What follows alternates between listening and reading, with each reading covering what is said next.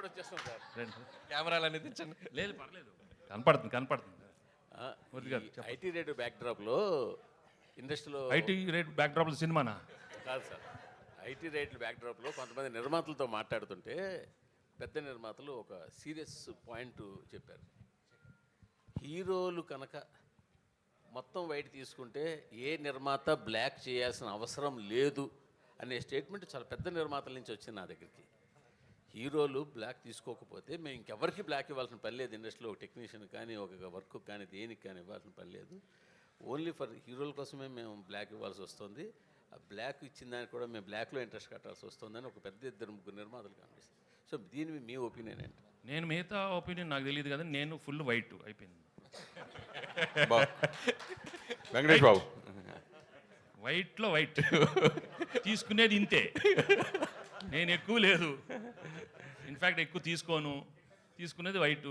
అది ఆఫీస్లో తీసుకుంటారు. ఇప్పుడు డైలీ ఏదో తీసుకుంటాను, ఇది ఫర్ ఎక్స్పెన్సెస్. చాలా సింపుల్ అనమాట. Venkatesh garu, hi.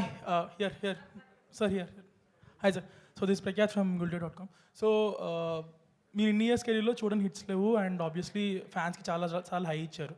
But this hit feels personal to lot of your fans because ఒక clean blockbuster and after lot of last few years was little dull for you.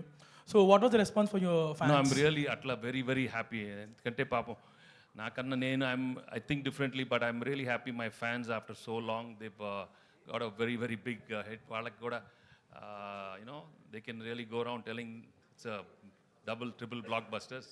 నేను really very happy and fans ఎప్పుడు హ్యాపీగా ఉండండి. But మీకు తెలుసు నేను records ఇవన్నీ encourage చేయను. But be happy what you got, వచ్చింది తీసుకోండి అంతే. Okay, thank you so much. ఇప్పుడు రెగ్యులర్ గా ప్రతి హీరో కూడా పాన్ ఇండియా సినిమాకి వెళ్ళాలని, పాన్ ఇండియా సినిమా చేయాలని, ఆ రికార్డ్స్ కొట్టాలని ఆ ఇదిలో ఉన్నప్పుడు ఇప్పుడు తెలుగులో ఇప్పటికి మీరు ఇప్పుడు పోస్టర్లో వేసిన ప్రకారం 230. అయితే ఇదే సినిమా పాన్ ఇండియా అయితే 2300 కోట్లు కలెక్ట్ చేసేది కదా. ఇది మీకు ఎప్పుడైనా సినిమా రిలీజ్ తర్వాత అది మన పాన్ ఇండియా రిలీజ్ చేస్తే బాగుండేది అనే భావన మీకు ఎప్పుడైనా కలిగిందా? లేదు, వచ్చినప్పుడు వెయిట్ చేద్దాం. ఇప్పుడు వచ్చింది, అది చెప్పాను, వచ్చింది తీసుకోమ్మా.